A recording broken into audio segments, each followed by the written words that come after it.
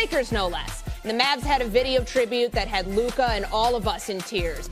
But it would be him who would get the last laugh as he put up a 45-point masterpiece in LA's win.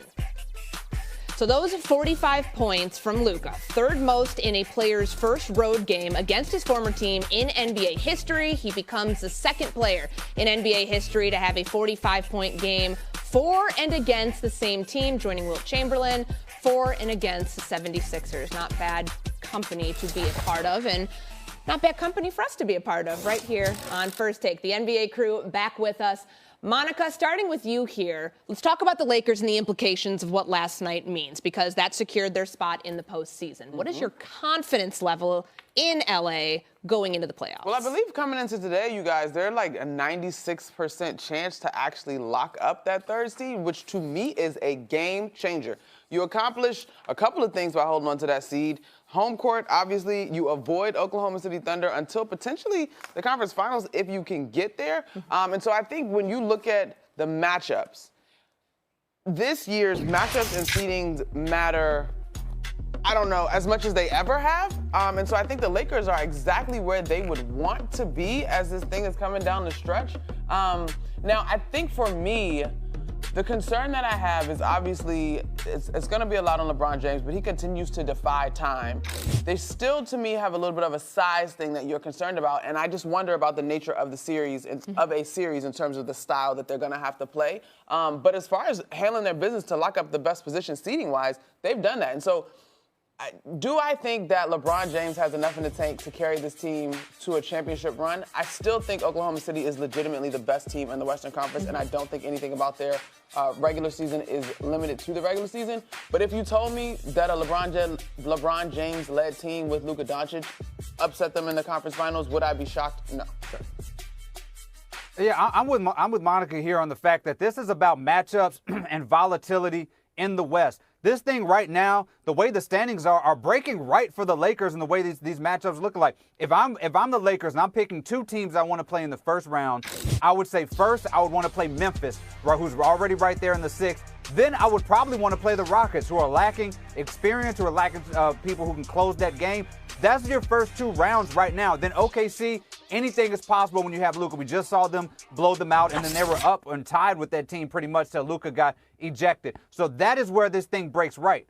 On the other side, that Golden State Warriors team, if they're in that 6th seed and you're a 3-season Laker, I'm not sure if I'm picking the Lakers over Golden State. I'm not sure if I'm picking the Lakers over the Clippers. And then if you have Jokic out there, he can do anything against that Lakers team, as we've seen. So this is all matchup dependent. This team can go all the way to the finals, or they can get bounced early in the first round, depending on really something that is out of their control. It's about how that 4 through that 8 falls and those other teams play against each other for the next 4 days.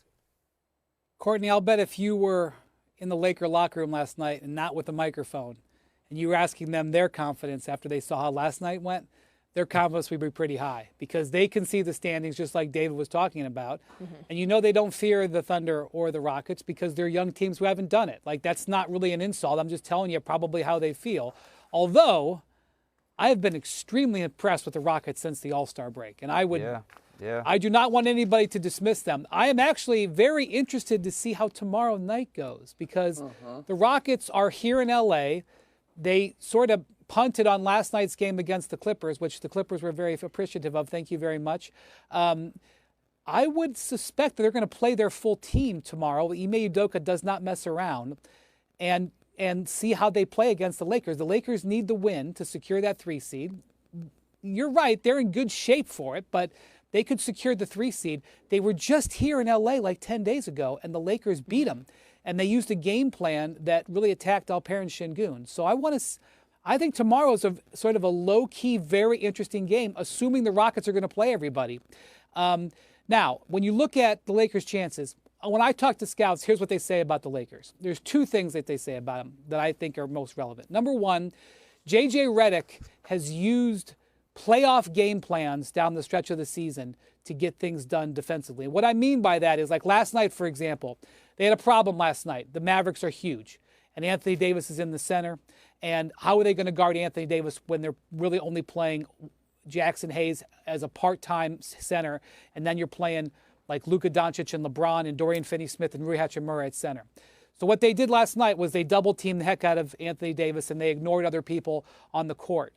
That's sort of situational matchup game plans that you would prepare against playoff opponents. JJ has done this throughout since the Luka trade, and they've had some success with it. Part of the reason that they've had great defensive success at times this year is through sort of these unconventional game plans.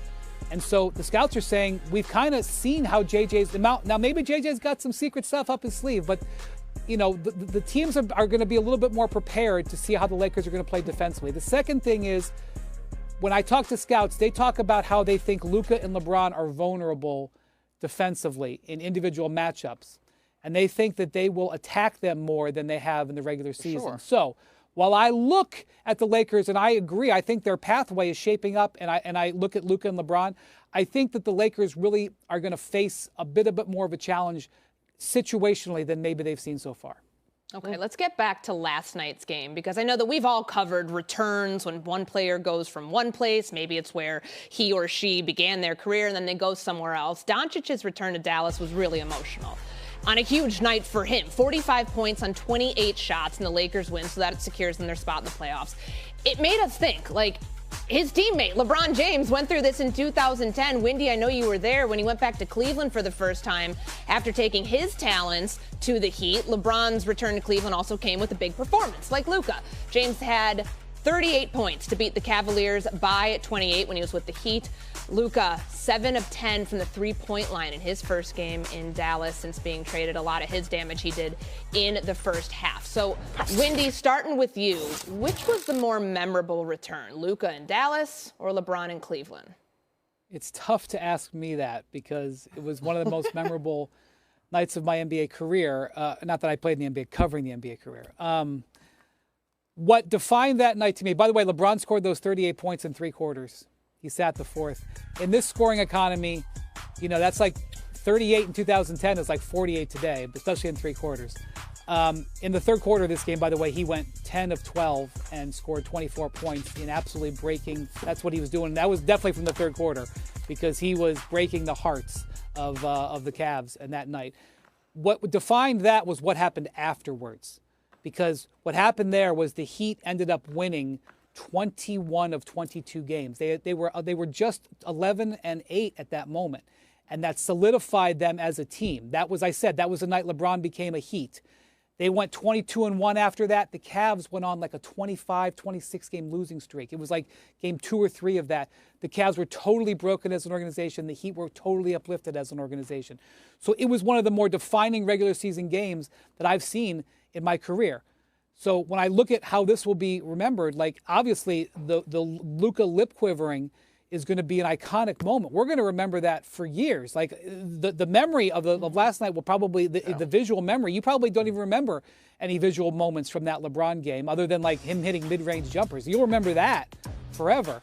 But to me, what will define it is what happens now, because I do suspect the Lakers grew a lot as a team last night, and this could propel them into something more special. To me, it's got to be Luka and last night. Like as memorable as that LeBron game was, we've sort of seen this in the league before. We've seen these superstars leave, and we've seen the fans go crazy on them, and we've seen them be the villains. We saw with KD and OKC. We've seen these things happen before. We've never seen anything like what we saw with Luka Dončić, where you have a superstar, beloved local celebrity in his prime, moving in the trade deadline, crying, the audience cheering for him every time he touched the ball. Everybody in unison screaming at the general manager because they love this dude so much. Like, this is not something that we have seen before in the NBA. Add on this other factor is the fact that when LeBron left Cleveland, everybody knew Cleveland stunk after that. Everybody knew that was a bad team. There was no debate on if Cleveland would be better off without him. When Luka left Dallas and you brought Anthony Davis there are people that were saying that the Dallas Mavericks are better off with Luka Dončić. There are people within the Dallas Mavericks, Nico Harrison, acting as if they were better off without Luka, acting as if that he had deficiencies. He couldn't play defense. He was lazy. They were saying all these things about him when they got rid of him. And there were talks when that happened of which team can win a championship first.